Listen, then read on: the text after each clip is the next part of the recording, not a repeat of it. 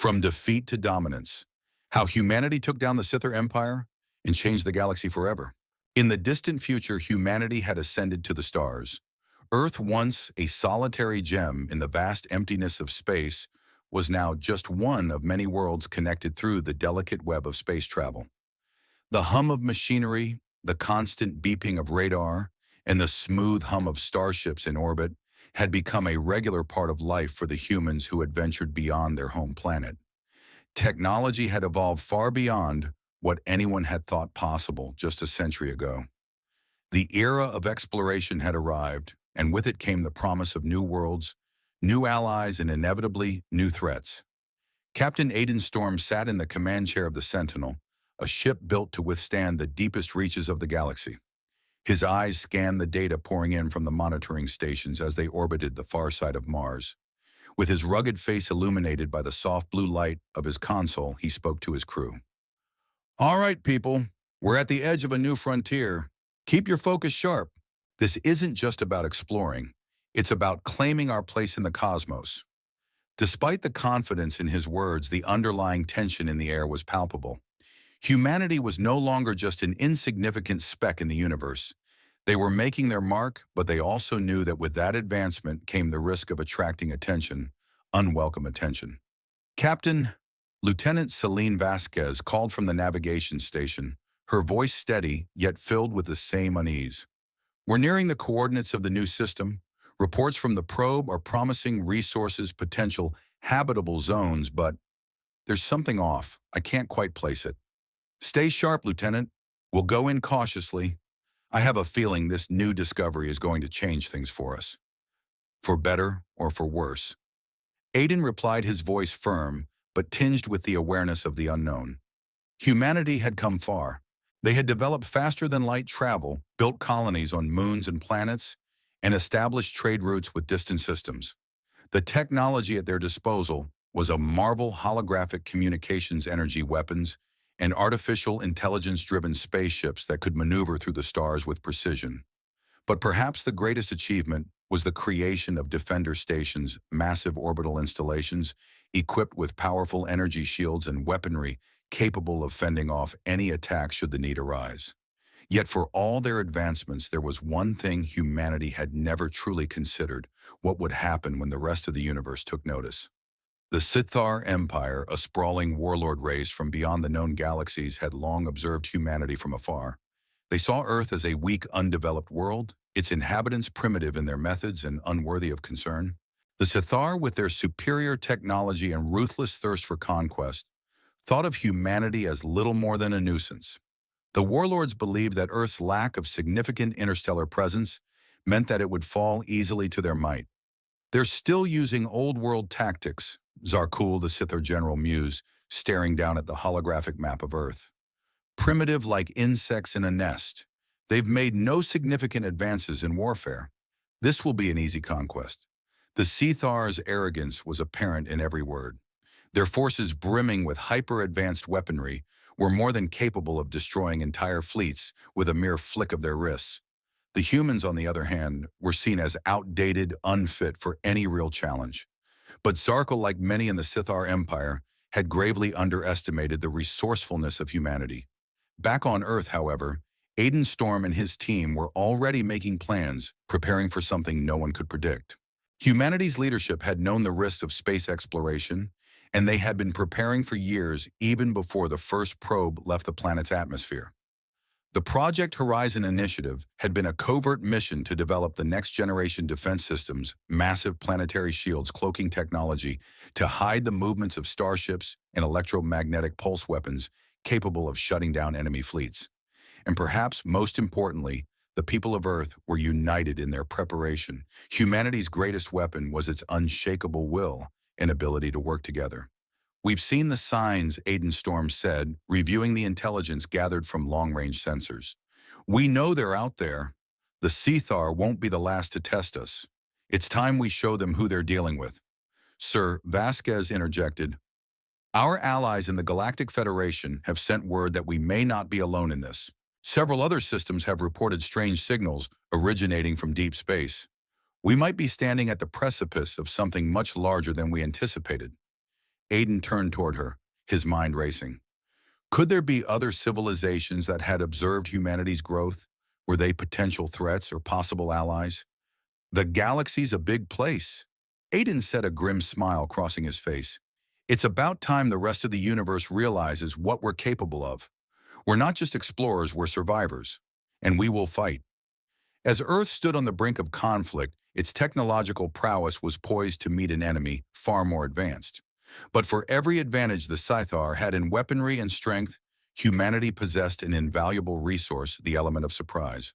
Humanity had been preparing for this moment in secret, building alliances and quietly advancing in areas the Sithar had completely overlooked.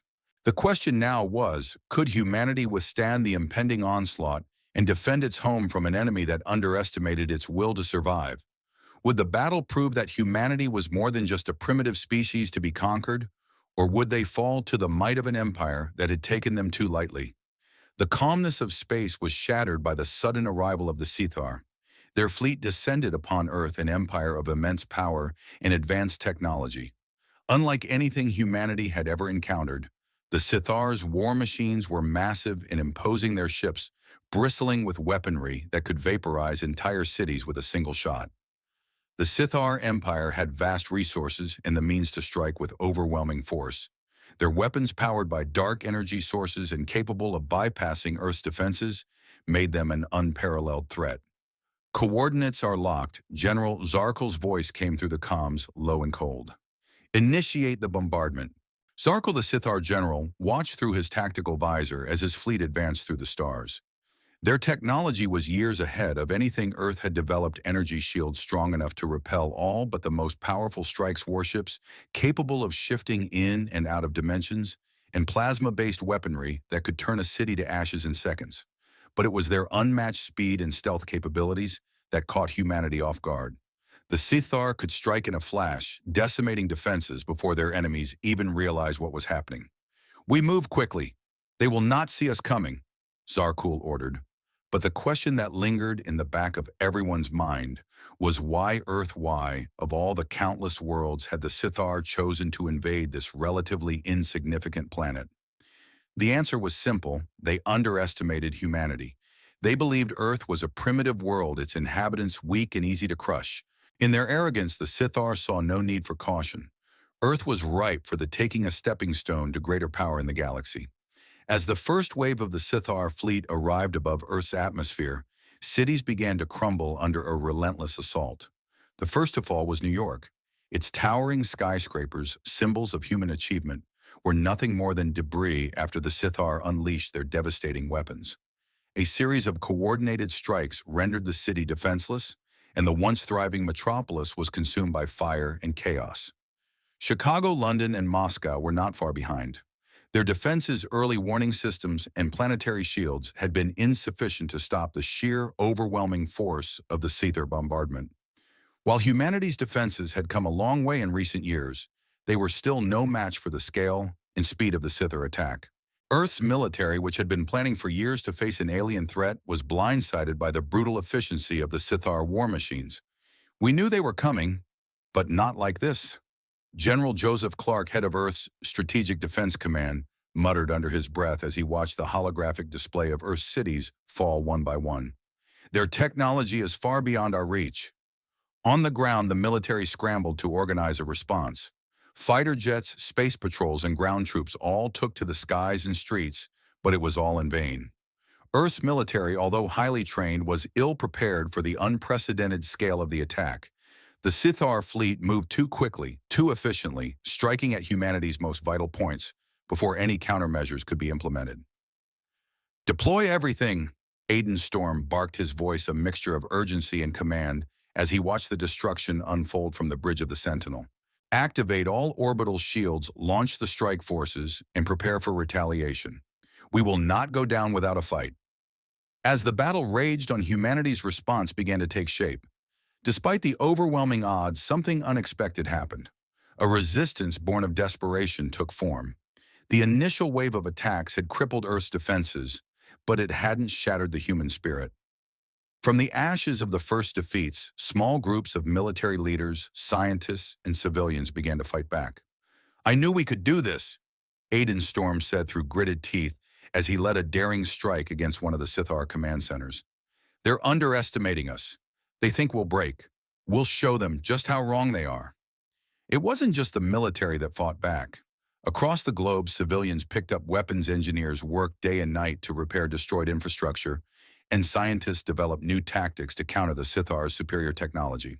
The human ingenuity and drive for survival turned the tide of the battle in small but significant ways. We may be behind, but we have something they don't, Aiden said, looking at the crew around him. We have the will to fight, and that is something no technology can defeat. Humanity's guerrilla tactics, combined with their technological advancements in electromagnetic pulse weapons, began to have an effect. It was small at first, a few successful counterattacks against Sithar recon ships, the temporary disabling of a few weaponized satellites. But it was a start. Each victory, no matter how small, helped to rally the human population. Earth was on the brink of destruction, but humanity's spirit, the relentless drive to survive, had not yet been extinguished. Yet despite these small victories, the losses were staggering.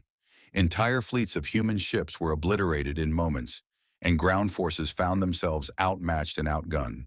With each passing hour, the Sithar were drawing closer to complete victory. The initial optimism of humanity's resistance was tempered by the harsh reality of the situation. The Sithar's advanced technology, coupled with their ruthless tactics, meant that humanity was fighting not just to win, but to survive. "We've lost too much," General Clark said grimly after receiving the latest reports. "Our cities are in ruins. We need to rethink our approach, or we won't have a planet to defend." But even in the face of these dire losses, humanity's resolve held firm. They had been caught off guard, but they weren't finished. The Sithar might have superior technology, but they had yet to understand what made humanity different, its capacity for innovation, adaptation, and most of all, its refusal to surrender. "We'll hit them where it hurts," Aiden Storm vowed as he stared at the map of the Sithar fleet. "It's not over yet. We're not finished." Merci Rufon. It had been a week since the Sithar's first devastating wave of attacks on Earth. While humanity fought valiantly on the surface, there was a quieter but no less urgent mission taking place behind the scenes, an investigation of a strange anomaly detected on the Moon. At first it seemed like a simple glitch, a mistake in one of the many satellite scans, but the signal persisted, growing stronger with each passing day. Lieutenant Selene Vasquez sat in front of her console aboard the Sentinel, the flagship of Earth's orbital fleet. Her eyes narrowed as she watched the data stream in, confirming what had once seemed unthinkable. "Captain," she called, her voice tinged with disbelief, "this isn't right. There's something on the Moon, something huge, and it's not just any natural formation." Aiden Storm, standing behind her, peered at the display. He had seen countless anomalies in his years of service, but this was different. The Moon, Earth's closest celestial neighbor, had been thoroughly mapped before, and nothing out of the ordinary had ever been found. But now there was evidence of a structure, one unlike anything humanity had ever encountered. Could it be Sithar? Aiden asked, though he had already begun to suspect the answer. His hand tightened around the console as the realization dawned on him. "Analyze the signal. Let's be sure." Hours later, after analyzing the data from multiple satellites and probes, it was clear the Sithar had established a hidden base on the Moon, and they had been preparing for something monumental. The scans revealed electromagnetic signatures and unusual thermal readings, all consistent with the technology of a race far more advanced than anything humanity had developed. "This isn't just a station, it's an entire operation," Vasquez said, her voice low with awe. "They've been here for years, possibly longer. They've been watching us planning." Aiden's face hardened. "They've been preparing for this for a long time, and they've been hiding in plain sight." As the crew continued their investigation, they uncovered more troubling signs, traces of an advanced energy grid beneath the lunar surface, electromagnetic fields that could only be the result of powerful machinery, and most chilling of all, readings suggesting the presence of highly sophisticated weaponry. This wasn't some research outpost or mining colony. It was a military base designed to monitor and potentially launch attacks on Earth. "Captain," Vasquez said, her eyes glued to the display, "the base isn't just a listening post. They're watching Earth. And based on these readings, I think they've been preparing for an invasion for years. We've been blind to it." The truth hit harder than any of the attacks on Earth had. The Sithar hadn't simply decided to invade, they had been preparing for it in secret, using the moon as a springboard for their invasion plans. And now with their base on the lunar surface, they could strike Earth at any moment. Aiden clenched his fists.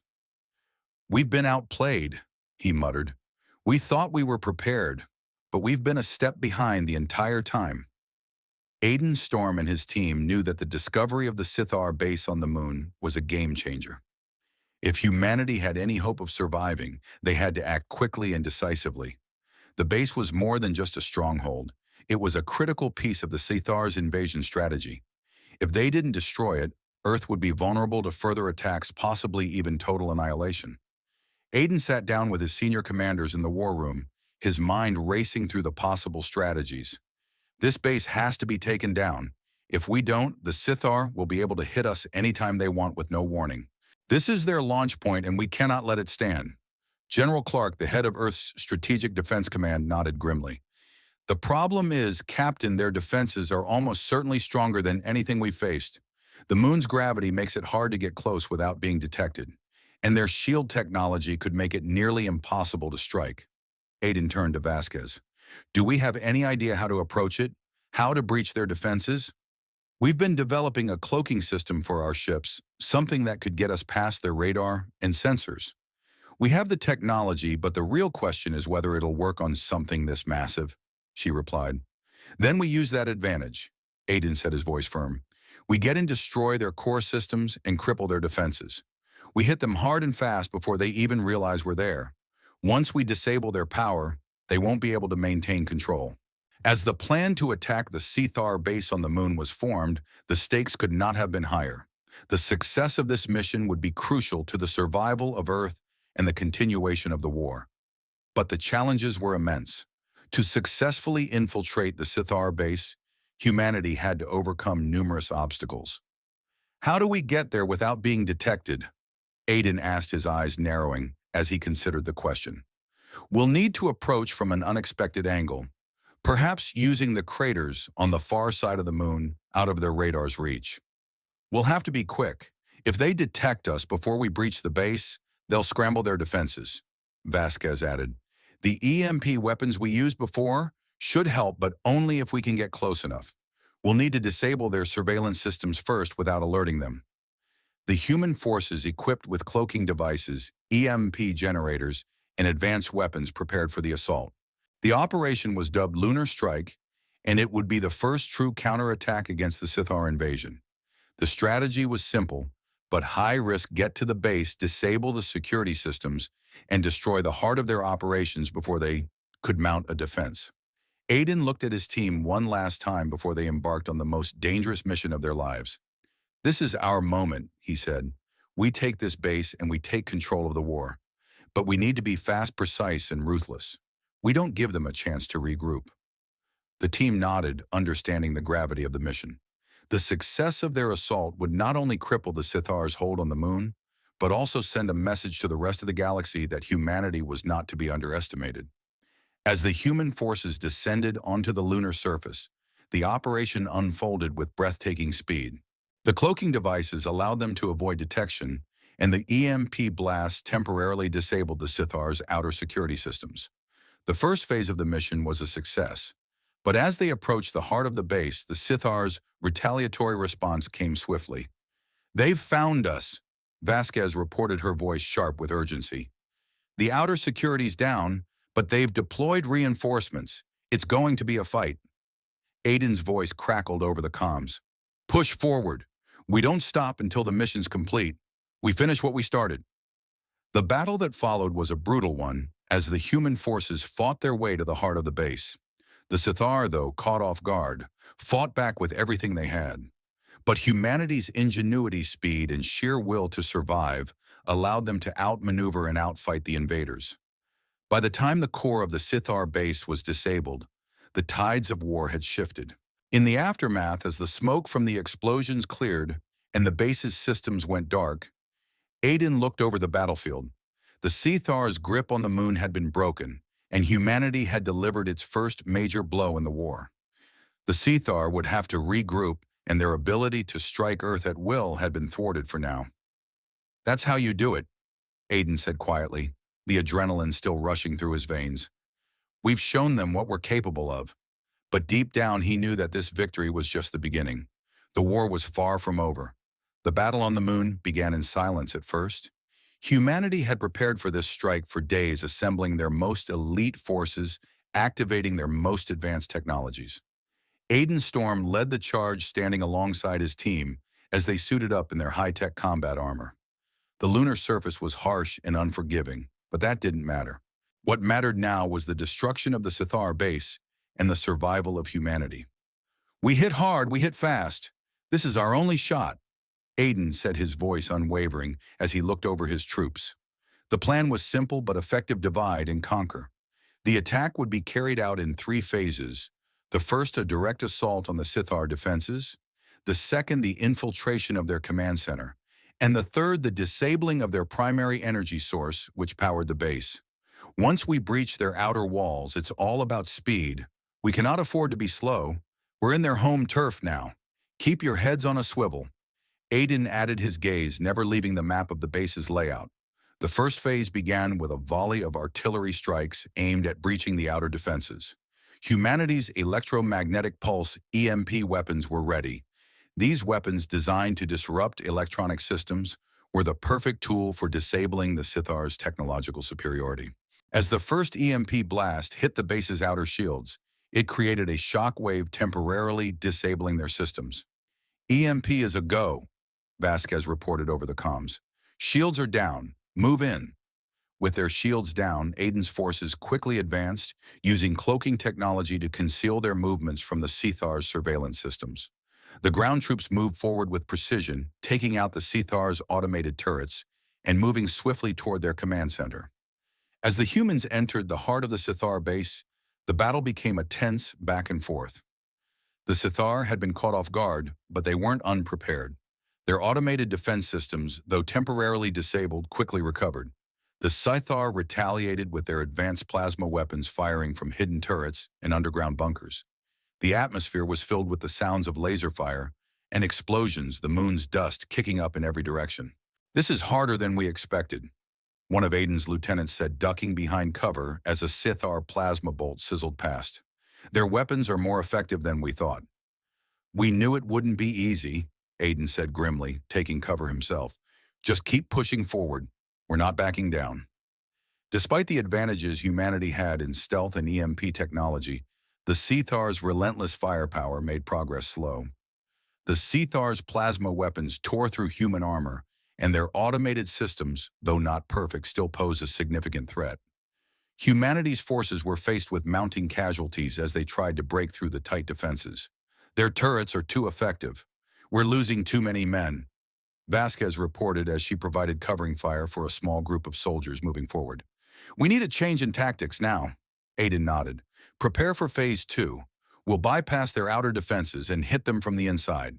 Once we breach the command center, we disable their power core and cripple their defenses for good."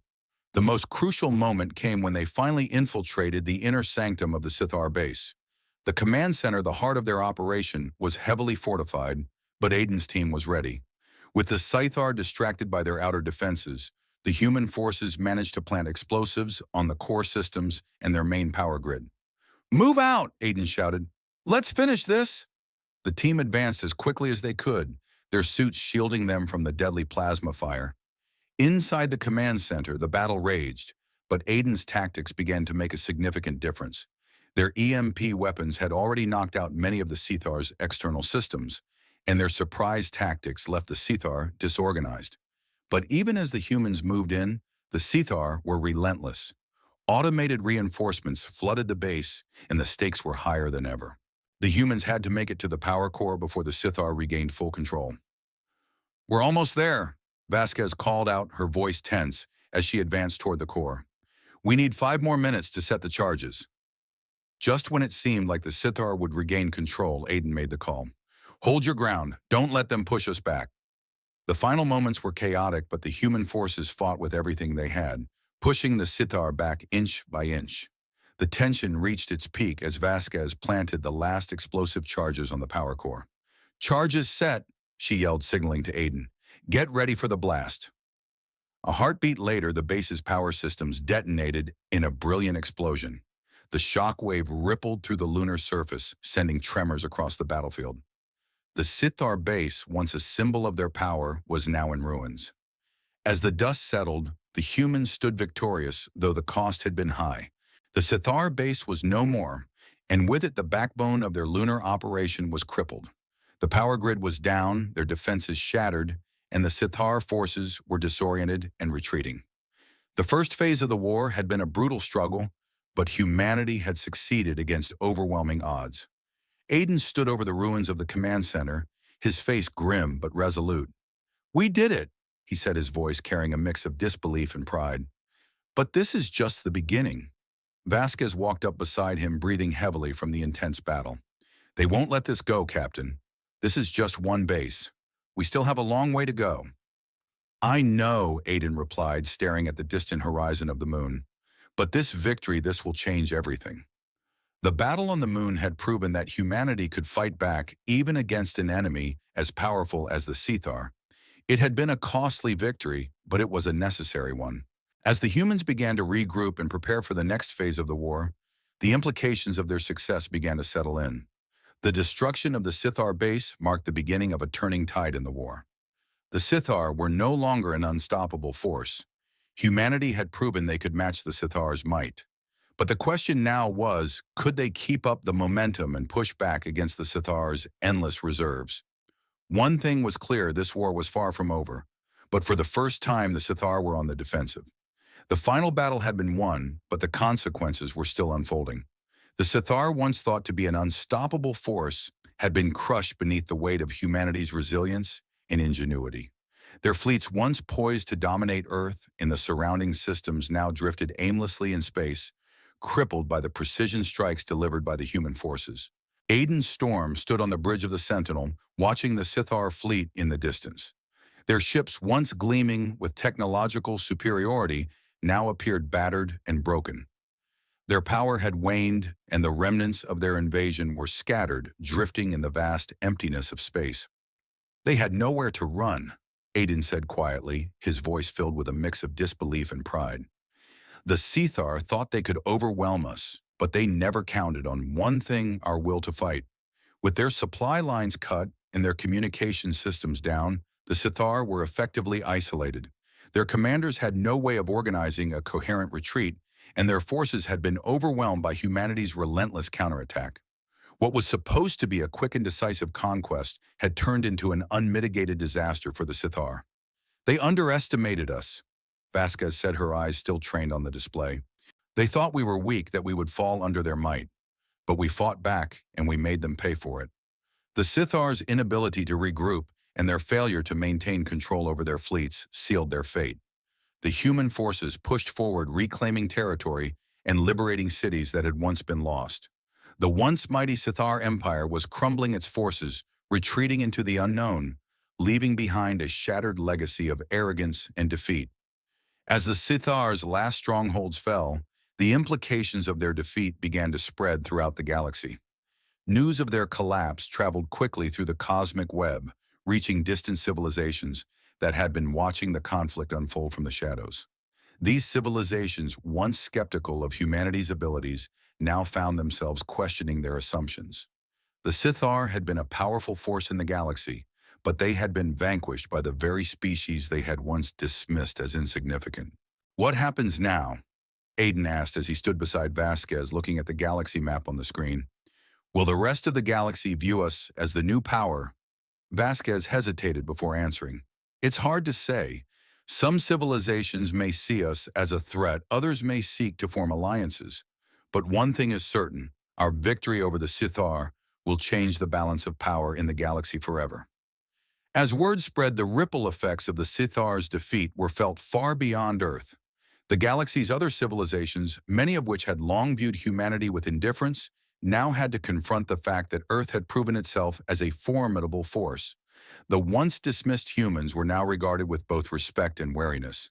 In the aftermath of the battle, the galaxy began to stir. Other alien civilizations, some of them ancient and powerful, began to react to the news of the Sithar's fall. Many had kept their distance from humanity, viewing them as a fledgling species, not worth the trouble. But now things were different. The Sithar, once a dominant force, had been defeated by humanity's sheer determination. Some civilizations, like the peaceful Illyrian race, sent diplomatic envoys to Earth offering alliances and trade agreements.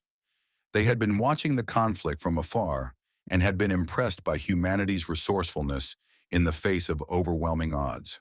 The Illyrian leaders, wise and ancient, recognized that humanity could no longer be ignored. They were a force to be reckoned with. Other civilizations, however, saw humanity's rise as a challenge. The Kalzor, a militaristic species with vast fleets, watched Earth's victory with suspicion. Their leaders believed that if humanity had the strength to defeat the Sithar, they could one day pose a threat to their empire. Tensions began to rise as old power structures were threatened by the emergence of a new player on the galactic stage. Aidan Storm knew this was coming. The galaxy wasn't going to open its arms to humanity just because they had won one battle, but he was also aware that this victory had changed everything. Humanity had earned its place in the galaxy, whether the galaxy was ready to accept them or not. Back on Earth, the victory was seen as a turning point. Humanity had not only survived the Sithar invasion, but had emerged stronger, more united, and more determined than ever. The war had changed the course of human history, pushing them to develop new technologies, new strategies, and new alliances. "We've done it," Aidan said, his voice resolute as he stood before the world leaders. "But this victory is just the beginning. We've shown the galaxy that we will not be subjugated. We will not be silent. Earth will stand strong, and we will shape the future of the universe." The leaders of Earth knew that the war wasn't truly over. The Sithar might be defeated, but their defeat had drawn attention from all corners of the galaxy. Earth's place in the cosmic order had been solidified, but it was a place that came with responsibilities and challenges. "Will we remain independent?" one of the delegates asked, the weight of the question hanging in the air. Aidan's answer was simple. "We will remain who we are. We will remain Earth. We will form alliances, but we will not bow. We are not here to conquer. We are here to protect, to explore, and to prove that humanity has a rightful place among the stars." In the years that followed, Earth began to forge relationships with other civilizations. The galaxy was full of diverse and powerful species, but humanity's presence was now undeniable. The lessons learned from the Sithar War shaped their future. Humanity would grow not just in technological prowess, but in their understanding of their place in the universe. And as they expanded into the stars, they carried with them the memory of their victory over the Sithar, a victory that had not just saved their world, but had ensured their future as a force for peace, exploration, and unity in the galaxy. Aidan Storm was not just a name among the ranks of humanity's military, he was a symbol. Standing over 6 feet tall with short-cropped black hair, piercing blue eyes, and a jawline as hard as the steel, he led his troops into battle with Aidan, exuded an aura of confidence and determination that made him one of the most respected commanders in Earth's forces. His reputation preceded him not just because of his imposing appearance, but because of the way he led, with unparalleled strategic brilliance and unwavering resolve. But it wasn't just his physical attributes that set him apart. Aidan Storm had proven himself in countless combat scenarios, earning the admiration of those who served under him. He was a man of action, someone who led from the front, never asking his soldiers to do something he wouldn't do himself. He understood the weight of leadership, and that weight was something he bore with great humility. His ability to inspire his troops in the darkest of times made him more than a commander, it made him a symbol of hope. "Captain," said Vasquez, his most trusted lieutenant, looking up at him from her console, "we've come a long way, but you knew this day was coming." Aidan simply nodded, his gaze locked on the vastness of space outside the window. "The only thing we've done is buy time. Now we use it. Time is on our side for now." Aidan's leadership was defined by an ability to see the battlefield not just in front of him, but far beyond it. His command was characterized by tactical brilliance and an ability to make tough decisions under pressure. One of his most defining qualities was his calmness in the face of overwhelming odds. During the first battle on Earth, when humanity's forces were overwhelmed by the Sithar's technological superiority, Aidan showed the kind of leadership that turned the tide of war. During the fierce conflict in New York as the Sithar obliterated the city's skyline, Aiden refused to back down. He implemented guerrilla tactics, using the urban jungle to humanity's advantage. "They may have better technology, but we have better instincts," he told his team as they fought to slow the advancing Sithar forces. This adaptability and unwavering confidence were crucial to the human resistance. "Fall back to secondary positions," Aiden ordered over the comms. "We're going to give them a fight they'll never forget." It was in these moments when the battlefield seemed lost that Aiden's calm but resolute leadership made all the difference. His troops would follow him anywhere because they knew he would never ask them to do something he wasn't willing to do himself. And because of that, they were willing to face the Sithar's wrath without hesitation. In the heat of battle, Aiden Storm's tactical genius shone through. When the Sithar attacked Earth's key positions, many of humanity's leaders had underestimated the enemy's ability to strike fast and decisively. However, Aiden had already anticipated the Sithar's methods. From the moment the first wave of Sithar ships descended, he had been preparing not for just a defense, but for a counteroffensive. He had already planned a series of surprise strikes against their supply lines and communication systems. "You need to hit them where it hurts," Captain Vasquez advised him during their briefing before the battle. "Disrupt their supply chains and they'll be forced to regroup." Aiden didn't hesitate. The plan was bold. He knew it would push his forces to the brink, but the strategic advantage it offered was undeniable. He ordered an ambush on the Sithar's communication relay system, severing their ability to coordinate in real time. When the Sithar forces were cut off from their central command, chaos ensued among their ranks. That moment, the sudden confusion among the Sithar forces was the opening humanity needed. With one well-timed strike, Aiden had shifted the battlefield in humanity's favor. But the battle was not without its difficulties. As the tide of war began to turn, Aiden faced challenges even he had not foreseen. The Sithar, relentless and well-prepared, struck back with brutal force. Aiden's forces suffered casualties, and the physical and emotional toll of leadership weighed heavily on him. "There's no time to mourn," Aiden said as he stood in front of his soldiers, rallying them after a particularly devastating attack. "We're not just fighting for ourselves. We're fighting for everyone who believes in us." Despite the mounting losses, Aiden never faltered. His ability to inspire and lead through the darkest moments ensured humanity remained unified in their efforts. As the war progressed, Aiden's decisions continued to shape the outcome. His strategy evolved in response to the changing battlefield, with every victory informing the next step. Aiden knew that to defeat the Sithar, they had to think outside the box, something that the Sithar, with their over-reliance on advanced technology, could not do. So Aiden adapted, relying on humanity's greatest strength, creativity. One of the most critical moments in the war came when Aiden realized the true weakness of the Sithar. While their technology was unmatched, their adaptability was not. They were inflexible, unable to improvise when faced with unexpected circumstances. Aiden's strategy capitalized on this by launching unpredictable multi-phase attacks that kept the Sithar guessing. Instead of overwhelming force, he used disruption. Instead of a single frontal assault, Aiden spread out his forces, attacking the Sithar on multiple fronts in rapid succession. "Do they expect us to attack from the front?" Aiden said with a grin as he prepared to launch the next phase of his attack. "Let's hit them from every angle." The result was a series of devastating strikes on Sithar outposts, throwing their command structure into disarray. The Sithar couldn't keep up, and they began to retreat. It was a pivotal moment, a masterstroke that showcased Aiden's evolving strategic brilliance. By the time the final battle for Earth began, the Sithar were already reeling, weakened by humanity's unexpected, relentless assaults. Aiden's success in the war wasn't just about his ability to command, it was about his willingness to adapt and learn. He wasn't a static leader. He was dynamic, always observing, always adjusting. If something didn't work, he learned from it and changed his tactics accordingly. It was this ability to evolve that made him not just a good commander, but an exceptional one. In the final moments of the war, as the Sithar's last remnants were scattered across the galaxy, Aiden stood tall, watching the last battle unfold in front of him. The war was far from over, but humanity had secured its place among the stars.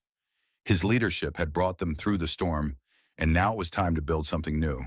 A future where Earth would no longer be just a distant, unimportant speck in the galaxy.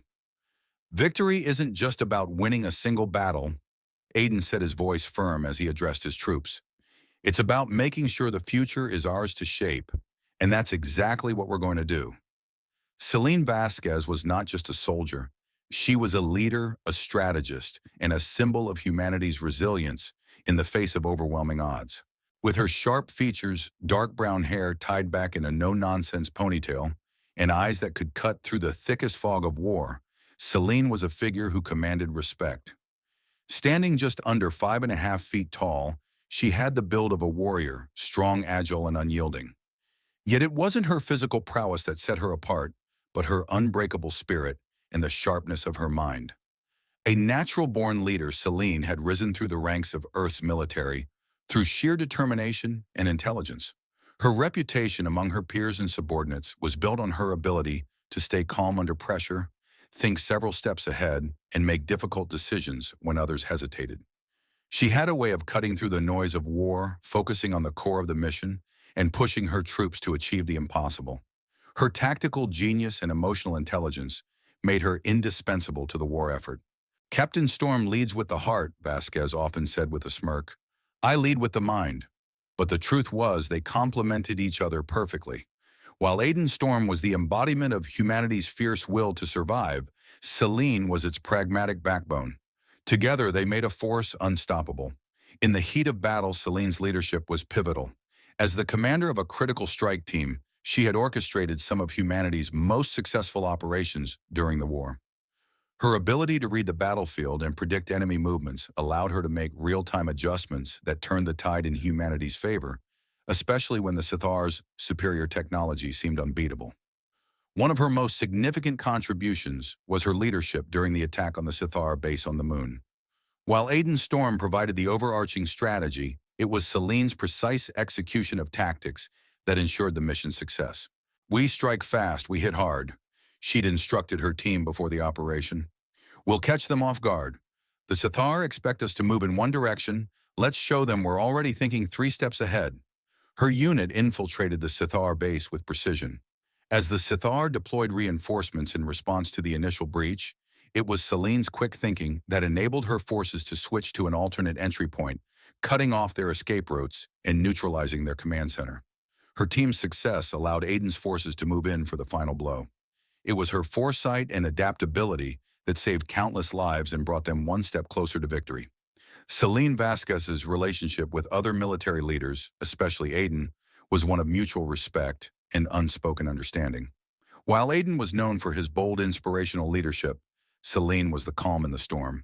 Her interactions with other commanders were marked by a unique blend of firmness and empathy. She knew when to push, when to listen, and when to let her subordinates make decisions. Her rapport with the rest of her team, particularly her second-in-command Sergeant Danico Reyes, was one of camaraderie. Celine never shied away from the hard decisions, but she always made sure her team knew she had their backs no matter the cost. Her leadership style was one of inclusion, making sure her troops felt empowered even when they were facing impossible odds. Reyes, I want a full sweep of the western perimeter, Celine ordered during a particularly intense battle. And Reyes, don't leave anyone behind. Understood, ma'am, Reyes replied, his voice steady, but there was a slight smile that formed at the corners of his lips. He knew she meant every word. This loyalty and trust between Celine and her team were key to her leadership style. It wasn't about blind obedience, it was about building relationships based on mutual respect and shared sacrifice. Her decisions often inspired unwavering loyalty in those who served under her, and her sense of responsibility towards them was absolute. Despite her remarkable skills and unshakable resolve, Celine was not immune to the hardships of war. She faced difficult choices that tested her moral compass and leadership abilities. One of the hardest decisions she had to make came during a mission in which her forces were ambushed by Sithar reinforcements. They had managed to secure a vital position, but the Sithar counterattack was overwhelming. Celine knew that if they stayed, they would be wiped out. Captain, we can't hold, Reyes had said, his voice tinged with desperation. We need to fall back now. But retreating meant leaving behind vital intelligence and equipment that could turn the tide in the next phase of the war. It was a choice between the lives of her men and the greater good of winning the war. The weight of that decision was unbearable, but Celine knew what she had to do. Withdraw, she ordered, her voice calm but resolute. We'll fight another day. This isn't the fight we die in. The decision to fall back, though painful, proved to be the right one. The intelligence they saved would later be used in a decisive strike against the Sithar's communication network, crippling their ability to coordinate. Celine had made the tough call, and it paid off. Through every battle, Celine Vasquez remained unyielding. But beyond her tactical brilliance, her greatest strength was her ability to maintain morale. War was not just fought with weapons, it was fought with willpower, and Celine knew that. During moments of crisis, she found ways to inspire her troops, reminding them of what they were fighting for. "We're not just fighting for ourselves," she would tell them. "We're fighting for our families, our future, our planet. Never forget what we stand to lose." Her words were more than just motivational speeches. They were a reminder of why they fought, why they couldn't afford to give up. And in moments when her soldiers felt like giving in, it was Celine's presence that reminded them to keep pushing forward. Celine's journey through the war was one of constant growth. She learned from her failures and adapted her strategies, knowing that the only way to survive and win was to continuously evolve. The war had shaped her into a leader who not only understood the battlefield, but also understood the hearts and minds of the people who fought alongside her. From the first skirmishes to the final battle for Earth, Selene Vasquez's role was pivotal. Her decisions, her leadership, and her unwavering determination were key to humanity's success. The victory over the Sithar was not just a military one. It was a testament to her character, her resilience, and her ability to guide humanity through the darkest days. "I've always known we could win," Celine said as she stood with Aiden after the battle gazing at the stars. "But it was never about just winning. It was about making sure humanity never forgets who we are." With Earth's victory secured, Celine knew this was just the beginning. The future was uncertain, but humanity had proven that they were a force to be reckoned with. And as they moved forward, she would be there to lead them, no matter the challenges ahead.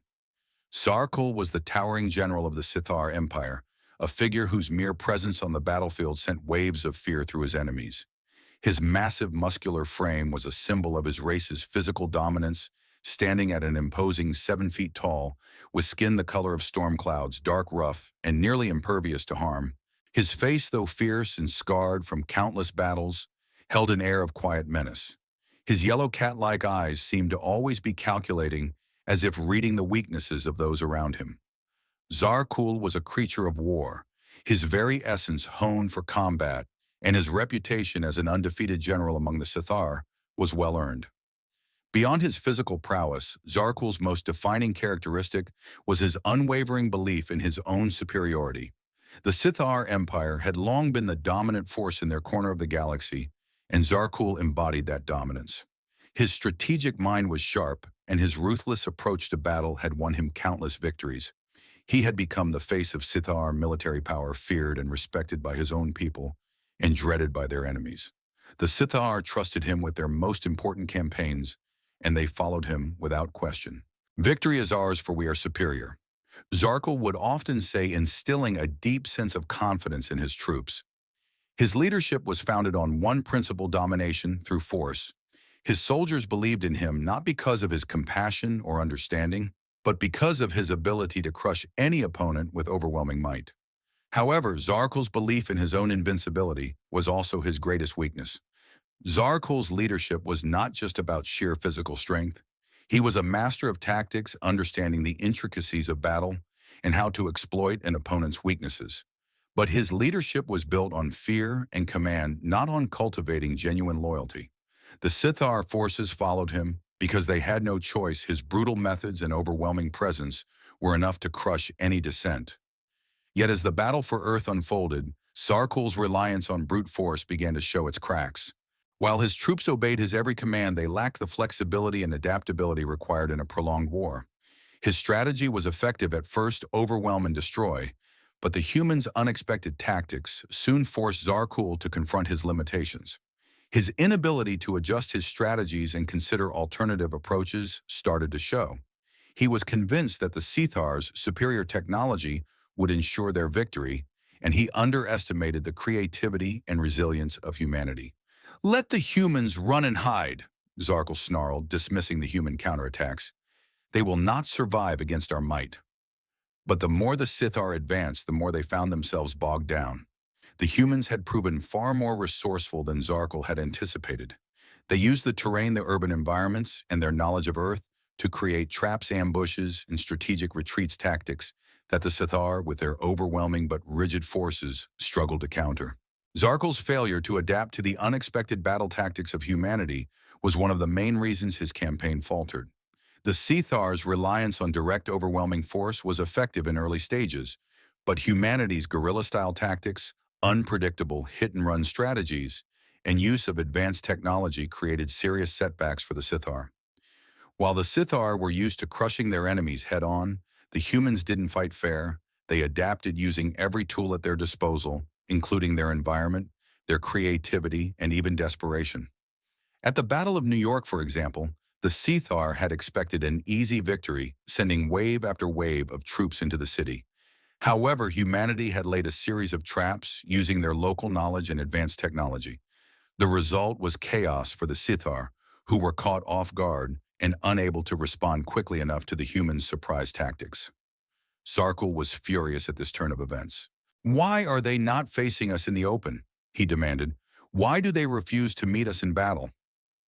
His officers tried to explain, but Zarkul was too fixated on his traditional approach of overwhelming his opponents. The Sithar had never dealt with an enemy that didn't play by their rules. As the war raged on, Zarkul's own self-confidence turned into arrogance. His belief in his own superiority blinded him to the fact that the humans had already adjusted their strategies. In his mind, no one could possibly stand against the might of the Sithar. Yet as humanity's forces grew more organized and began to push back, Zarkul's rigid tactics were exposed for their lack of flexibility. During the final stages of the war, when the battle on the moon reached its climax, Zarkul failed to anticipate the human offensive. His over-reliance on conventional warfare and lack of preparation for unconventional strategies led to his forces being outmaneuvered by Aidenstorm's leadership. As the humans breached the Sithar base, Zarkul realized too late that he had underestimated his enemies. "Impossible," he muttered as the base's defensive systems were destroyed. "We were supposed to dominate them. How could this happen?" Zarkul's strategic mistakes were not just limited to his inability to adapt. His pride and inability to acknowledge the changing tides of war were what ultimately led to his downfall. When his forces began to retreat, it was not because they lacked the strength to fight. It was because they had been undermined by a general who refused to see his own weaknesses. "Retreat," Zarkul said with a growl. "We do not retreat. We crush." But by that time, the humans had already dealt a fatal blow to the Sithar base on the moon, and Zarkul's command structure was in disarray. He had failed to act when it mattered, and the Sithar forces once feared across the galaxy were now scattered and disorganized. Zarkul's failure to adapt and his refusal to recognize the strength of his enemies were the primary reasons for the collapse of the Sithar invasion. His strategic errors were critical, and his inability to change course cost the Sithar the war. The death of Zarkul marked the symbolic end of the Sithar's reign over the galaxy. His death shattered the morale of his troops. The Sithar soldiers who had followed Zarkul with blind obedience were now left without a clear leader, and the once united Sithar forces began to fall apart. "Zarkul is dead, but the Sithar are still a force to reckon with," one of his generals said, though his voice lacked the confidence it once had. Without their leader, the Sithar were scattered and disoriented, and their empire began to crumble. "Perhaps," another officer murmured, "but can they regroup without Zarkul's strength? I'm not so sure." The loss of their general had broken the Sithar's will to fight. Even if Zarkul had lived, it's unlikely that the Sithar could have regained control over the war. The humans, emboldened by their victory, were no longer the underdogs they had once been.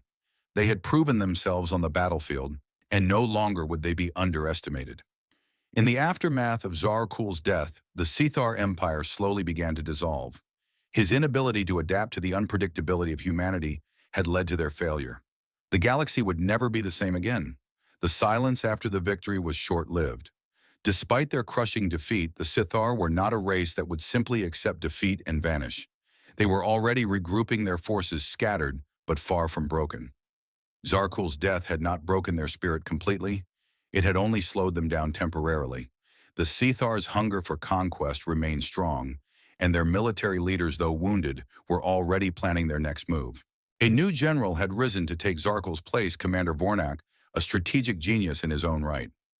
Vornak's reputation was built on his ability to think beyond brute force, something Zarkul had failed to do. The Sithar were not about to give up, and Vornak's leadership brought a renewed sense of purpose and innovation to their ranks. The next attack on Earth would be different. It would be more calculated, more methodical, and more devastating. "We cannot afford the same mistakes again," Vornak said, standing before his officers. "The humans are unpredictable, but we are far from finished. This time we will come at them from every direction. We will not rely on sheer force alone." The Sithar were now devising a new strategy to take Earth. Instead of a direct attack on its cities or key military installations, they planned to use a more insidious approach, covert infiltration and subterfuge, paired with overwhelming force when the time was right. They knew the humans would be on high alert after their previous defeat, and they could not afford to make the same mistakes. "We will infiltrate their defenses using cloaked ships, disrupt their communication networks, and strike when they least expect it," Vornak explained to his commanders. "But this time we will ensure we have the upper hand before we launch the final assault." For the Sithar, the goal was no longer just to conquer Earth, it was to break its spirit, to destabilize humanity from within before they launched an all-out attack. Vornak's plan involved careful sabotage of Earth's infrastructure, ensuring that the human forces would be stretched thin, dealing with internal strife, while the Sithar prepared for the final strike. But humanity was not sitting idle. The victory over the Sithar had shown them their vulnerabilities, and they were preparing for the inevitable return of their enemies. Aiden Storm and Celine Vasquez were already working tirelessly to shore up Earth's defenses, knowing that the Sithar would come again, but this time humanity would be ready. Following their victory, humanity had not rested on their laurels. The war had taught them many lessons, and the greatest lesson of all was the need to adapt quickly. They knew the Sithar would return with a vengeance, but they also understood that their victory had proven their strength. The humans had proven that they could outthink, outmaneuver, and survive even the most powerful of enemies. "After everything we've been through, we know now that the Sithar won't give up," Aiden said as he addressed his team. "They will come back stronger and smarter. But so will we. We've learned and will adapt. This time we're ready." The first step in their preparations was the improvement of their defensive systems. Earth's military, bolstered by new technologies and strategies, had begun to work closely with their alien allies, forming a defensive network that spanned Earth's orbit. New satellite defense systems were put into place, and humanity's fleet was strengthened with more advanced ships and weaponry than ever before. "We can't afford to let our guard down," Vasquez added. "The next battle could be the one that decides everything. We need to be ready for anything they throw at us." Humanity's strategy had shifted as well. No longer would they rely solely on brute force. Instead, they focused on intelligence, counterintelligence, and cutting-edge technology to preempt the Sithar's moves. They would strike first, not wait for the attack. If the Sithar wanted to conquer Earth, they would have to fight a very different enemy this time, one that had learned from its past mistakes and was prepared to fight on all fronts. The human resistance was now organized not just on Earth, but in space. Earth's alliance with various alien races had solidified, and the humans were not alone in this fight. Their allies had seen what humanity was capable of and were willing to lend their support in the coming conflict. "We've learned from our previous mistakes," General Clark remarked. "This time we're not just defending Earth, we're going to take the fight to them." The strategic plans in place now focused not only on Earth's defense, but on cutting off the Sithar's supply lines and preventing any reinforcements from reaching them. The goal was to weaken the Sithar's ability to sustain an invasion long before they could strike. With their alien allies' support, Earth's forces were now able to set traps, sabotage Sithar reinforcements, and establish control over key points in space. But despite the preparations, the question remained: could the Sithar truly be stopped this time? Could humanity hold its ground, or would the Sithar finally succeed in their conquest? The Sithar, with their new strategies and leadership, were not to be underestimated. Vornak's tactics were unpredictable, and his ability to adapt could prove dangerous. His understanding of the weaknesses he had observed in the humans' previous strategies meant he would exploit them at every opportunity. Will the humans be able to stand against us again? Vornak sneered as he studied the latest intelligence reports from his scouts. They may have won the last battle, but they are not invincible. But the humans were not the same people they had been during the first invasion. They had learned, adapted, and grown stronger. And this time, they would not be caught off guard. They knew their enemy, and they understood what was at stake.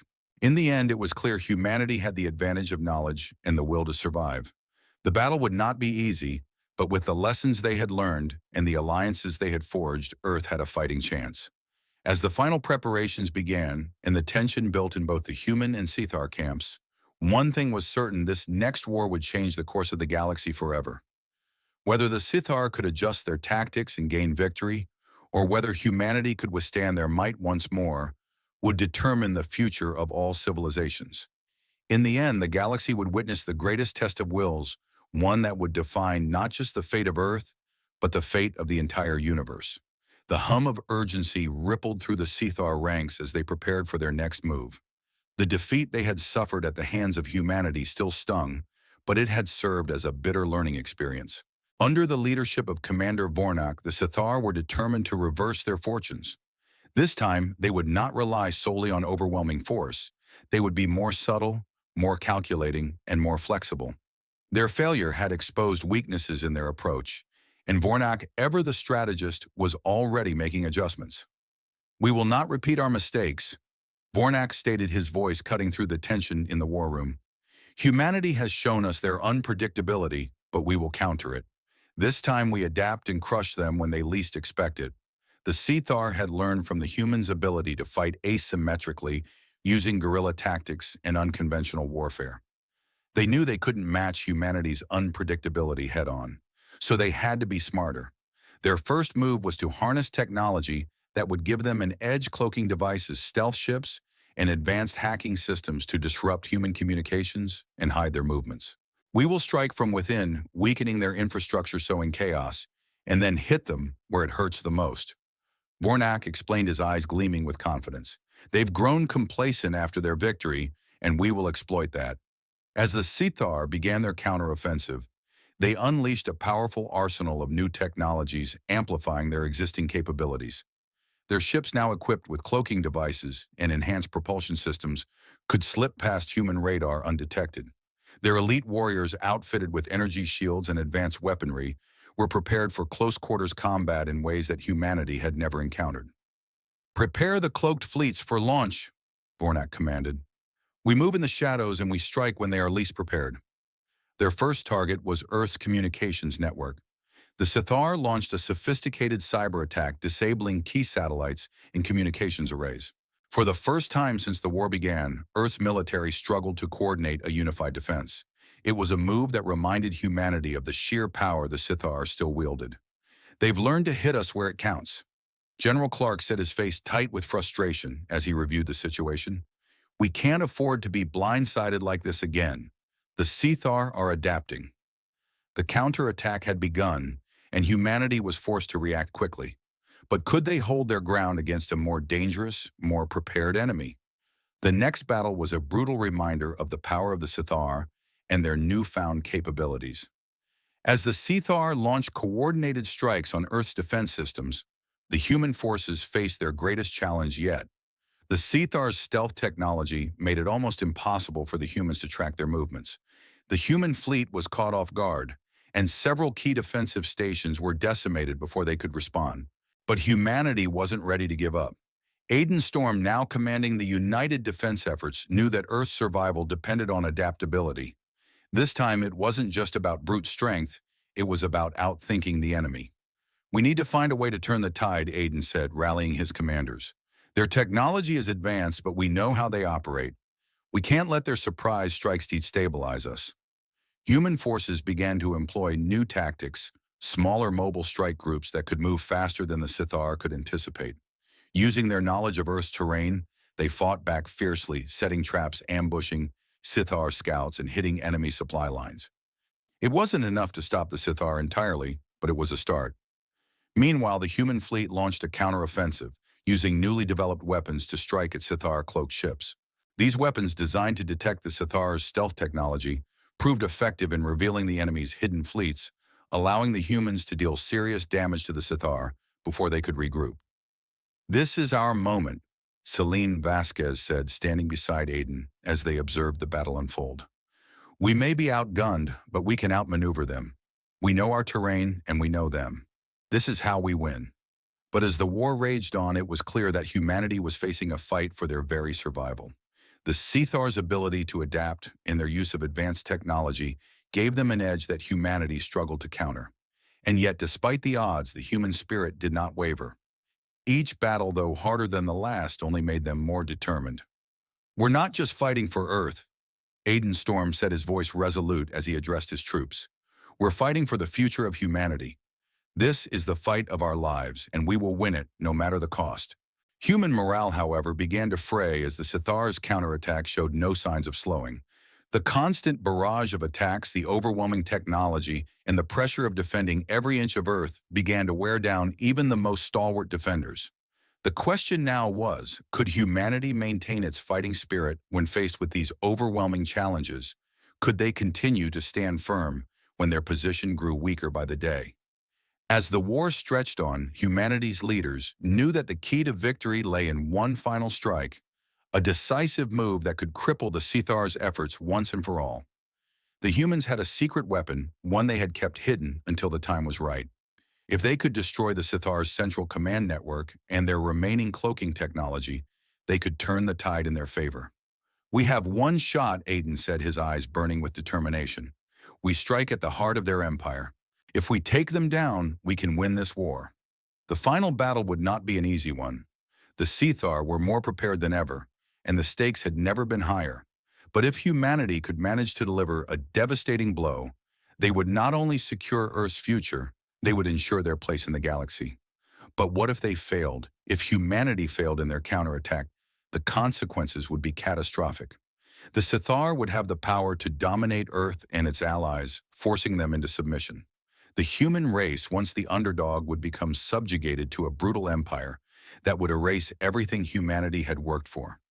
But Aiden Storm, Celine Vasquez, and their forces were determined to never let that happen. This was the defining moment of the war. The future of Earth and the galaxy would be shaped by the outcome of this final all-or-nothing battle. The war had reached its critical point, and every move made from this moment onward would shape the future of Earth.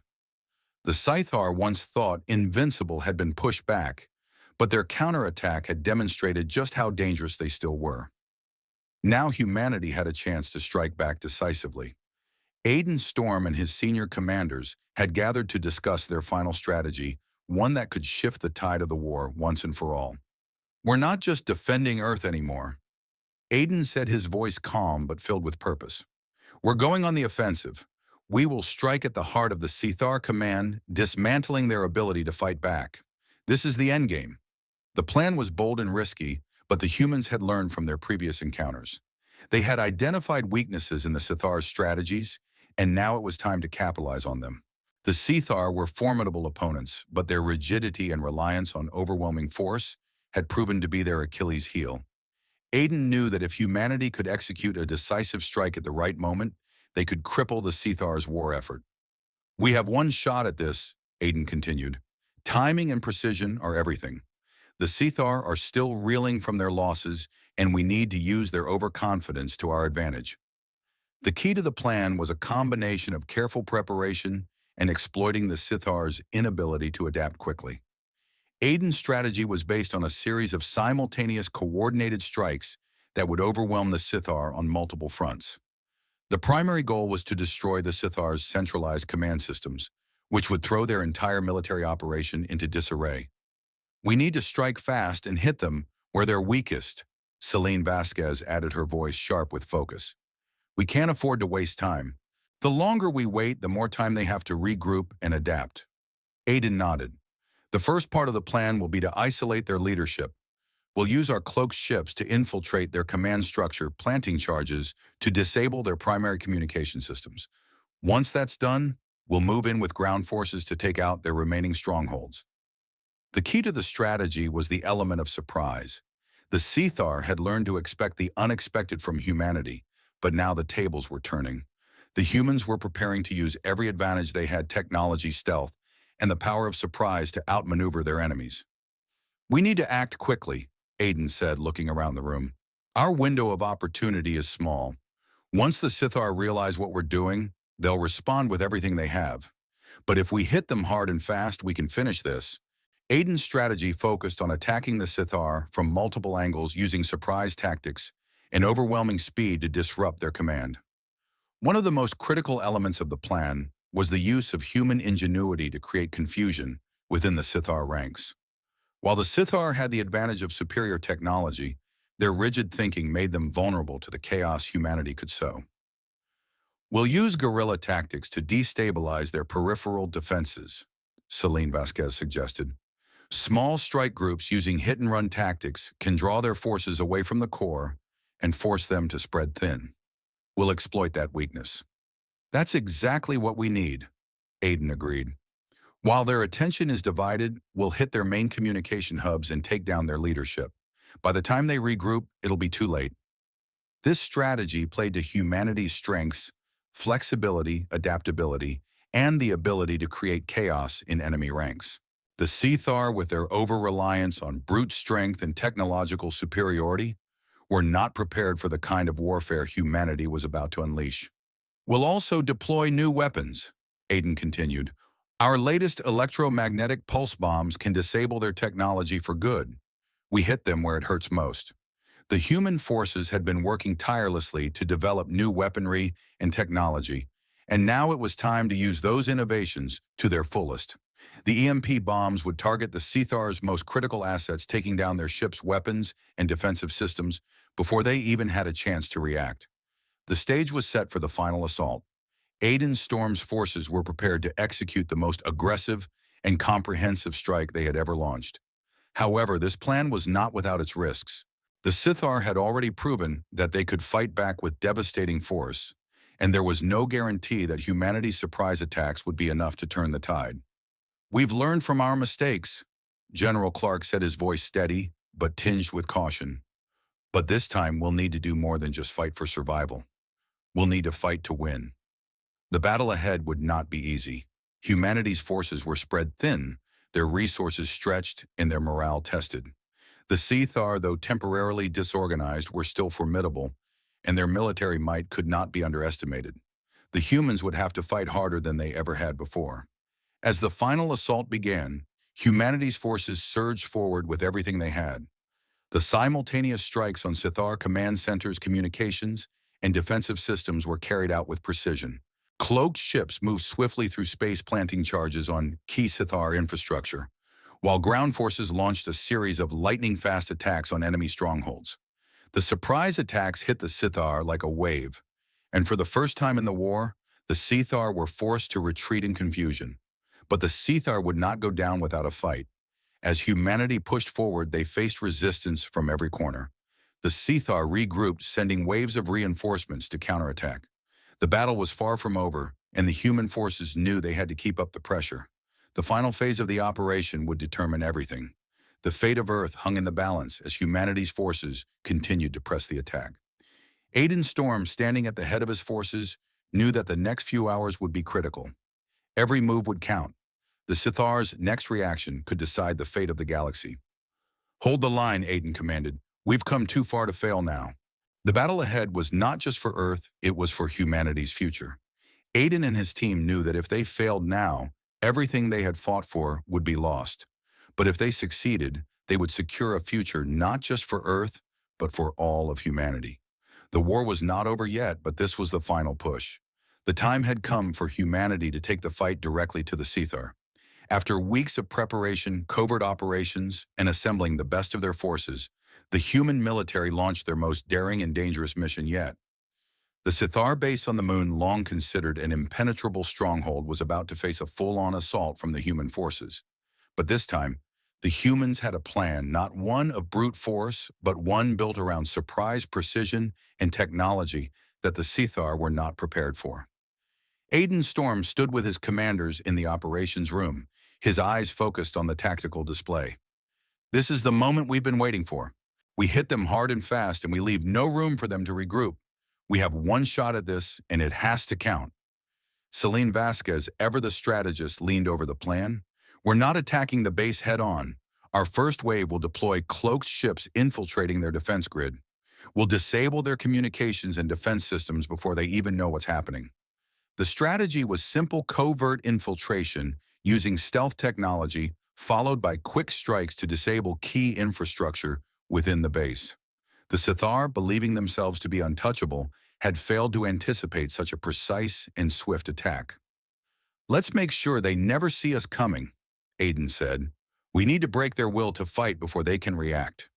The human forces made their move under the cover of darkness, slipping silently toward the moon's surface with their cloaked ships. Each ship was equipped with cutting-edge technology designed to be invisible to the Sithar's detection systems. The initial phase was executed flawlessly as they bypassed the Sithar's outermost defenses. With their cloaked ships, humanity's forces approached undetected, planting EMP charges to disable the Sithar's surveillance systems. "EMP detonation in 5, Vasquez called out, her voice steady but filled with anticipation. As the charges went off, the Sithar base's defense systems flickered and died. The humans were in. With their communications disrupted, the Sithar were left in the dark, unable to organize a cohesive defense. But the real challenge was still ahead. They had breached the outer layers, but the heart of the base was heavily fortified. As they advanced deeper into the base, the tension was palpable. The hum of the cloaked ships and the pounding of boots on the cold lunar surface were the only sounds that cut through the quiet. The human forces knew they were racing against time. They had to disable the Sithar's command center before reinforcements could arrive. Suddenly, a burst of energy fired across the hallway. The Sithar had detected their presence. The trap was sprung. "Contact!" shouted one of the soldiers. "We've been compromised." The Sithar, though temporarily blind due to the EMP disruption, had adapted faster than expected. Their counterattack was fierce. Energy blasts filled the corridor as the human forces fought to stay ahead, moving quickly toward their target, the core of the Sithar command center. The battle escalated as the human forces advanced, clashing with the Sithar in tight, brutal combat. The Sithar, though disoriented at first, quickly regrouped and unleashed their full might. The humans fought back with everything they had. Every strike, every counterattack was calculated and executed with precision. "Move forward. We need to reach the core before they can organize," Aiden ordered, pushing his forces relentlessly toward their goal. Celine, directing the troops from the front, found herself face to face with a Sithar commander. With a swift motion, she disarmed him, sending a clear message that humanity would not back down. Despite the heavy resistance, the human forces pressed on. Their advanced weapons, including plasma rifles and EMP grenades, were devastating against the Sithar's defenses. The Sithar's reliance on rigid military tactics was being slowly dismantled by the humans' flexibility and superior technology. "This is what we came for," shouted Vasquez as she took down another Sithar guard. "We finish this now." But as the human forces neared the heart of the base, the Sithar launched a desperate counteroffensive. Waves of reinforcements flooded the corridors, pushing the humans to their limits. The battle was fierce, and it seemed as though the tide could turn at any moment. However, the determination and courage of the human soldiers proved to be their greatest weapon. They had faced impossible odds before and had always found a way to survive. This time it was no different. The pressure they felt only pushed them harder. Finally, after what seemed like an eternity, the human forces reached the Sithar command core. With one final strike, they planted the explosives that would cripple the Sithar base for good. The countdown began. "We've got 5 minutes," Aiden said. "We need to get out now." The human forces made their retreat, but not without taking heavy losses. As they ran through the corridors, the sound of explosions echoed behind them, signaling the impending destruction of the Sithar base. With only moments to spare, the final explosion tore through the base, causing a chain reaction that sent shockwaves through the lunar surface. The Sithar base, once an impregnable fortress, was no more. The humans had succeeded. As the dust settled and the final blast reverberated through the moon's surface, Aiden Storm stood outside, watching the destruction unfold. "It's over," he said, his voice tinged with relief and triumph. "We've won." The Sithar, with their base destroyed and their command structure crippled, were left in disarray. Without the ability to communicate or organize their forces, scattered, unable to respond effectively to the human onslaught. The momentum had shifted, and this time humanity had seized it. The destruction of the Sithar base on the moon marked a turning point in the war.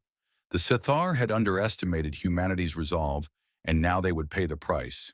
The victory, though costly, would change the course of the war. The Sithar had been dealt a blow from which they might never recover. But Aiden Storm and his team knew that the war was not yet over. The Sithar might have lost their stronghold on the moon, but their will to conquer remained. The humans had won a battle, but the war for the galaxy had just begun. As the final assault loomed, the tension in the air was palpable. The war had dragged on for years, each battle leaving its mark, but the moment humanity had been preparing for had finally arrived. Aiden Storm and his commanders gathered in the war room, the weight of the mission ahead pressing heavily on their shoulders. They were about to face the Sithar one last time, and the fate of Earth, of humanity itself, hung in the balance. Aiden glanced over the strategic map, his mind racing through the countless possibilities. We've come this far. The Sithar are reeling from their losses, but they won't go down without a fight. This final push must be decisive. We can't afford to be timid. Vasquez, standing beside him, nodded in agreement. Our forces are strong, and we've learned from every setback. We have the element of surprise, and our new technologies, our EMP weapons, our stealth ships will give us the upper hand. But Aiden's thoughts were troubled. Despite their technological advantages, the Sithar were not to be underestimated. Their fleet, though diminished, was still formidable, and their desperation made them dangerous. We need to make sure we do more than just push them back, Aiden said, his voice firm. We need to break their will. If we don't, they'll just regroup and strike again. The battlefield had shifted in humanity's favor, but it was not without its risks. With the destruction of the Sithar base on the moon and their command structure crippled, the Sithar were on the back foot, but they were not beaten yet. Commander Vornak, now the last hope for the Sithar, had regrouped his forces.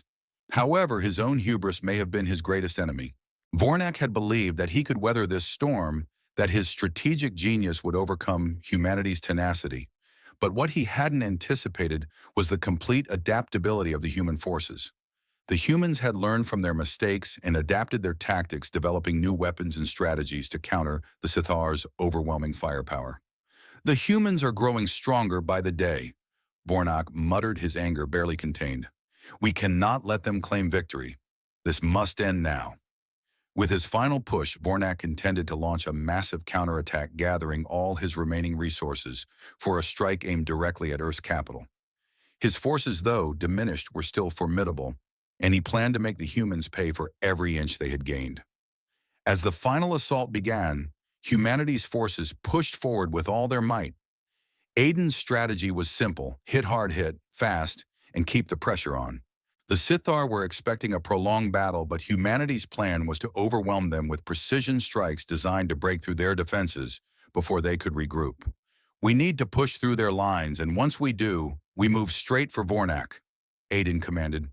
The faster we hit their leadership, the sooner we end this. The battle unfolded in waves. First, the human fleet surged forward, using cloaked ships to strike at Sithar supply lines and communication hubs. Meanwhile, on the ground, small strike teams infiltrated key Sithar positions, planting explosives and sabotaging their weapon systems. The goal was simple: paralyze the Sithar's ability to mount an effective defense. As the Sithar struggled to reorganize, the human forces pressed on, their determination only growing stronger. Celine Vasquez led a key assault on the Sithar's outer defenses, and the human forces, fueled by a mixture of adrenaline and hope, fought harder than ever before. But the Sithar were not without their own tricks. Vornak's counteroffensive was swift and brutal. His fleet launched a series of high-intensity strikes aimed directly at Earth's most vulnerable positions.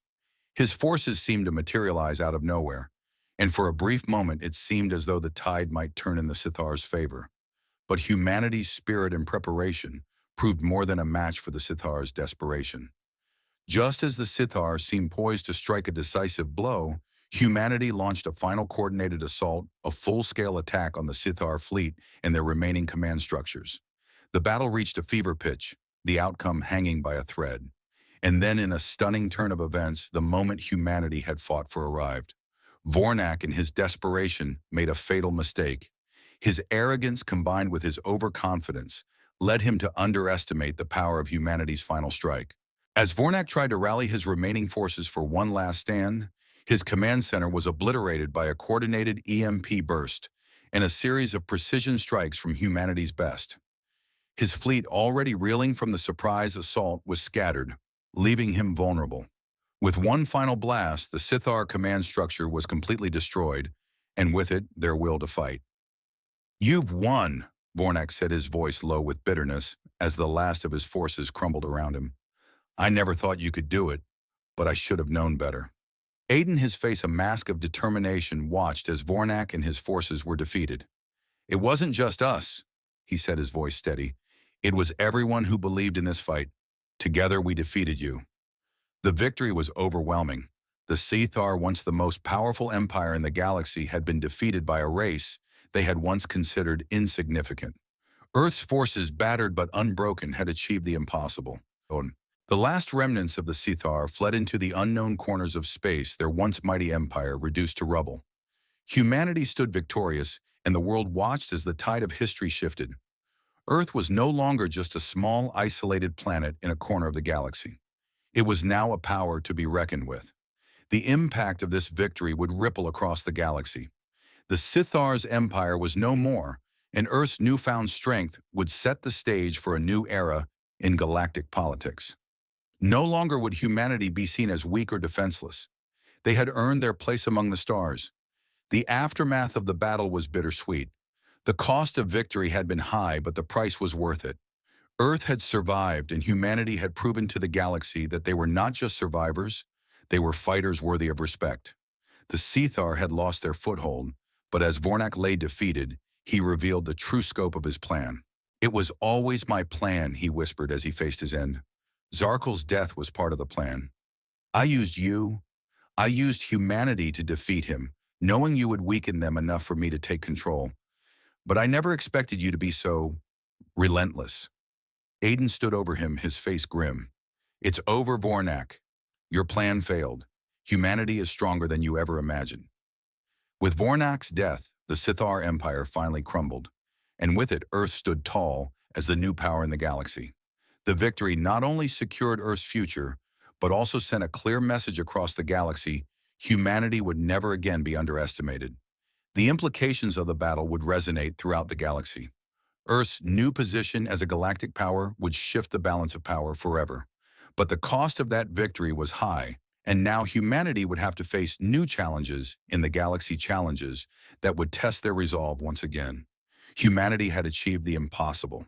After years of struggle, sacrifice, and countless battles, the fight for Earth had culminated in a victory so monumental that it would echo throughout the galaxy for millennia. The defeat of the Sithar was not just the triumph of superior technology or military might, it was the result of strategy, resilience, and above all, the indomitable human spirit.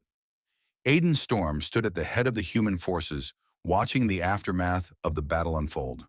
The Sithar were defeated, their empire shattered. Earth, once considered a vulnerable outpost on the fringe of the galaxy, was now a force to be reckoned with. Humanity had proven that it was more than capable of defending its home and standing up to even the mightiest of empires. The strategic brilliance of humanity, coupled with the courage of its people, had secured not only Earth's future, but its place in the cosmos. Through the wars, the bloodshed, and the trials, humanity had learned invaluable lessons.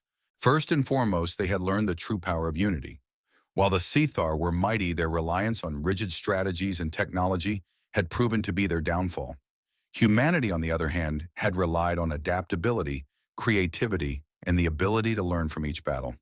The human spirit, combined with its capacity for innovation, had given them the edge. "We didn't just win because we were stronger," Aiden said quietly to his team, his voice filled with the weight of what they had achieved. "We won because we fought together. We adapted, we learned, and we overcame every obstacle in our path." The victory had not come without sacrifice, but it had shown humanity its true strength. This was not a victory based on sheer firepower or overwhelming numbers. It was a victory built on strategy, resilience, and the unwavering belief in their ability to protect their home. With the Sithar defeated, the rest of the galaxy began to take notice. The once dismissive, alien civilizations that had watched Earth from afar now saw humanity in an entirely new light. The victory over the Sithar sent a message across the stars. Earth was not just a small planet on the fringes of the galaxy. It was a new power, a force to be respected. The Alarian, the Valthar, and other ancient civilizations who had once regarded humanity as a minor player now found themselves reconsidering their views.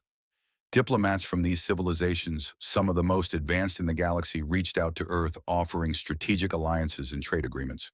For the first time, Earth was seen not as a defenseless world, but as a valuable ally, a partner with which others could form beneficial relationships. The humans have proven themselves, one Alarian ambassador remarked. Their strength lies not only in their military might, but in their capacity for unity and growth. It is time we recognize them as equals. The shift in perception was not limited to Earth's immediate neighbors. Even the Kalsor Empire, once a staunch adversary to humanity's rise, began to show signs of cautious interest. The galactic community was changing, and Earth had firmly established itself as a new power on the stage. However, while alliances and respect were growing, the road ahead would not be without challenges. As humanity continued to rise, they would face new threats, rival factions, and the complexities of intergalactic diplomacy. But they had shown that they were more than capable of facing whatever the universe would throw at them. The war was over, but the work had only just begun. The victory over the Sithar had not only secured Earth's survival, but had laid the groundwork for a future filled with limitless possibilities. With their newfound position in the galaxy, humanity now had the opportunity to shape their destiny, not as underdogs, but as a prominent force in the universe. "We've proven our strength," Celine Vasquez said as she watched Earth's fleet return from the final battle, a quiet pride in her voice. "But this is just the beginning. Now we build." Indeed, the victory was just the first chapter in humanity's rise to power. Earth would continue to develop technologically, forming new alliances and pushing forward into the unknown regions of the galaxy. With their new status, humanity would begin to explore the stars in earnest, not just as survivors, but as leaders of a new era. Humanity would continue to adapt, to innovate, and to thrive. They had demonstrated that even against the most overwhelming odds, they could stand strong. The lessons of the war would guide them forward as they strove to make their mark on the galaxy. The message of this victory was clear: humanity was no longer a weak, isolated planet at the mercy of more powerful civilizations. Earth had shown the galaxy that it was capable of extraordinary resilience, ingenuity, and strength. It had proven that when pushed to the brink, humanity could not only survive, but could rise and take control of its own destiny. As Earth solidified its position as a new power in the universe, the future held both challenges and promise. The victory had reshaped the galactic order, and humanity was at the center of that change. Whether through strategic alliances or confrontations with new threats, Earth would continue to forge its path, standing strong and unyielding in the face of whatever came next. And in time, the legend of humanity's victory over the Sithar would be told throughout the galaxy, a testament to the strength of a people who never gave up, no matter how impossible the odds. Earth was no longer just a planet in a distant corner of the universe. It was a symbol of strength, unity, and the enduring power of the human spirit. As the dust settled and the final embers of war faded into history, humanity stood at the precipice of a new era. The victory over the Sithar had not only saved Earth, but had forever changed the course of the galaxy. What was once a small, vulnerable planet had become a force to be reckoned with, respected, feared, and admired by alien civilizations across the stars. But beyond the political and military triumphs, the true victory lay in humanity's unwavering spirit. From the ashes of destruction, Earth had risen stronger, united by a single-purpose survival, but also a drive to forge a legacy beyond their homeworld. The lessons of the war strategy, resilience, and the unyielding pursuit of victory were now ingrained in the heart of every human. The galaxy would no longer look at Earth with pity or dismissiveness. Humanity had earned its place not just as a survivor, but as a leader. Though the war was over, the journey had only just begun. With new allies, newfound technologies, and a profound understanding of their own strength, humanity would continue to chart its course among the stars. They had proven that even the most powerful empires could fall before them. Now the universe itself would bear witness to humanity's rise, an empire built not on the ruins of others, but on the strength of their unity and the courage to never back down. Earth had won, but the future was theirs to shape.